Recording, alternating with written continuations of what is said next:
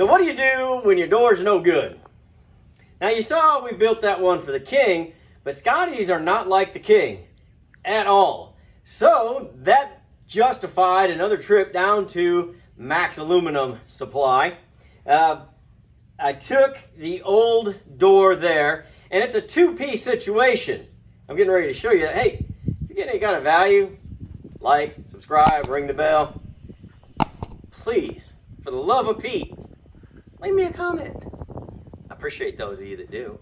So it's a two-piece process, and it's just you got to have the art of hitting the right angles before you get the wrong angle, and they know how to do that there. So here's what I got. This is just a protective coating. The door's not blue. Scotty doors weren't blue; they were white. So this protective layer will come off, and ooh, I hope it's white. Uh-oh. So I'll check that here in a minute. So what we're going to do is show you the inside. So this is the top. This is the outside, I should say. And if you can see this little lip right here, that is the bottom towards the floor. It's going to crimp over this. So I'll take my little duckbill pliers and I will crimp all around the edge. It's all three sides except for the hinge side. So the hinge side right here just sits right there. And then it's going to be probably about 15 screws are going to be screwed in to the hinge right here.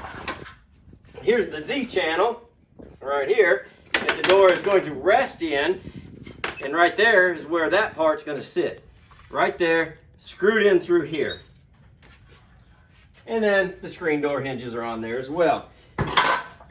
So these are approximately 1 3/8 inches deep. I had to cut everything down. I don't make a 1 3/8 inch board that I'm aware of.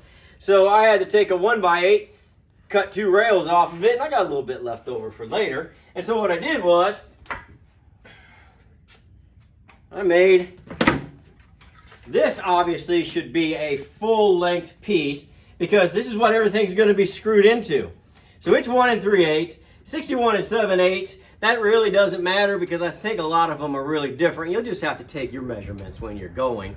But I wrote it down, so I thought I would tell you just to give you an idea. It's almost 5 feet 2 inches tall. So that'll get screwed into here. This is going to come over here, and this is where the doorknob's going to be. So I cut some cross braces at 18-ish. 18 and an 8, just, you know, apparently that was the 18 and 8. And we're just going to slip these in here. There's not going to be a window. As you can see, no window. It's a new door. We're not going to put a window in it. We could, but it wasn't cut out for one. I think it'll be more stable. It's going to be just fine. Oh, we're going to put this, the door, the bolt is going to come straight through here. So I wanted to put this one, this 3.5 inches, right on center. Put another one right in there, one right there. Now, there's going to be 1 inch rigid foam here, here, here, and here. So this is going to be a very stable door. It's going to be solid. You can see I'm using some pretty stout material, and we're going to, originally they used like corrugated, like cardboard, really thick. I don't know. That's why they rotted out so quick. This will not rot out. It'll take forever. So we'll get that insulated really well. We're going to put the lid on it. We'll crimp it up, install it. But first, before I do that, I've got to, I'm going to tack these all together, test fit it all as one piece, and then I'm going to countersink some holes and run some 2.5, maybe even 3-inch screws in through here, just to make sure that we never have a problem. All right, bottom part of the door, or the inside part of the door, I have put together my frame. I went and just kind of tacked it in at first, and then I just kind of did a little countersink right there, about probably a ½ inch in, so it gets a good bite going in here. And went ahead and just used a 2-inch exterior grade screw. And I put that into each and every one. It's going to be super stout. So then, got our 1-inch, same as we used in the roof of the camper. That does not go there, obviously. Where does it go? Right there. So I got these pre-cut. Got them to where they're going to sit in here real nice. So between this rigid insulation and how firmly I have built this frame, we should never have a problem. Well, I'll never have a problem with the door, but the customer will never have a problem with this door.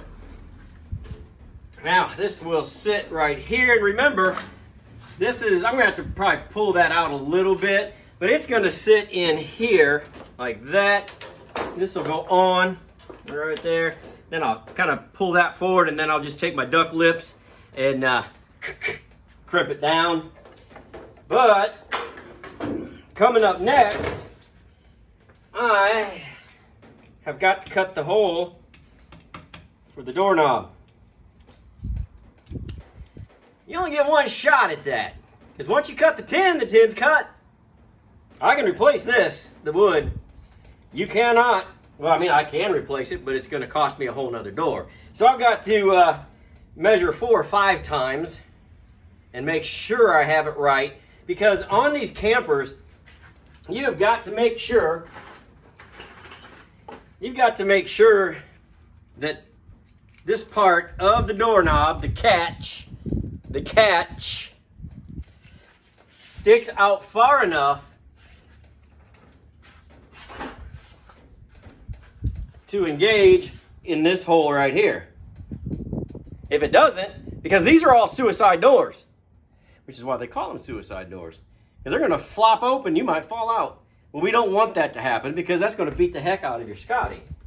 So we've got to make sure that we have enough of this, all of it really. We want this right here to be just tight right up against it, and then this, when we lock it, it's not coming out.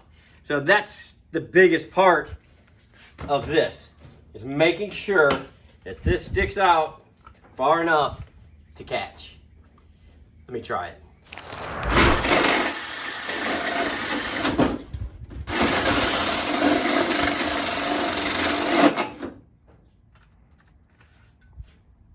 Well,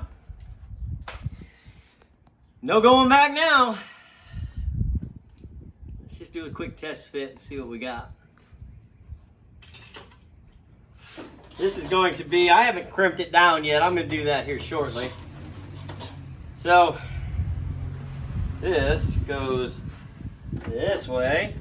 And so far, we're not bad. We're not bad.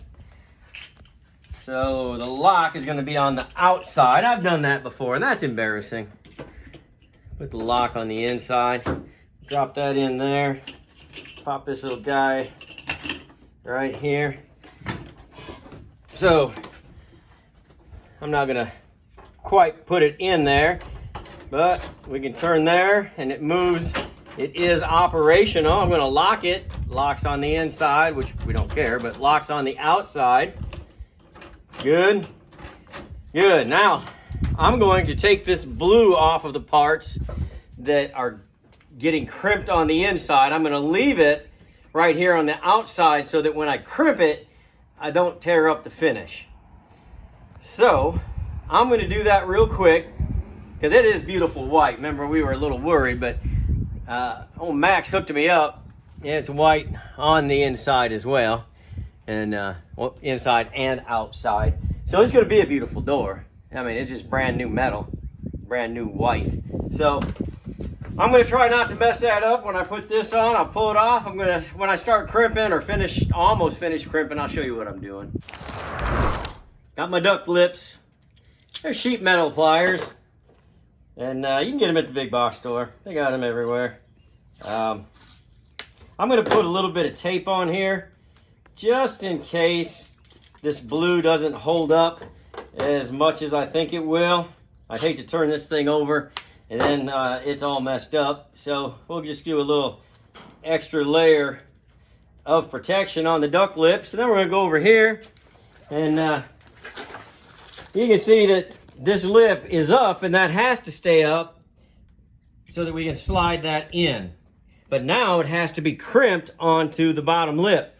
So we don't want to get it all at once, but we're going to give it just about a half. It's not crimped tight. It's only about a half, just to make sure that we can do that evenly.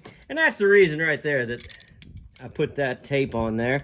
It's going to slip. You're going to try to go in a hurry. You're going to try and filming and trying to impress your friends, and you end up looking silly. So I've got that pretty well down there. You can kind of see it looks pretty even. So now I'm just going to tighten my duck lips up, and I'm going to give it a good crimp right here. And yeah, you can see, you can hear that actually. And we're really smushing this real hard. It's taking 2 hands to clamp these down. Whoa, whoa. But that's what we want. We want it to stay on there and go all the way around and make sure that it doesn't come off. And that's good for a door. You know, you don't be going down the highway and your door comes off.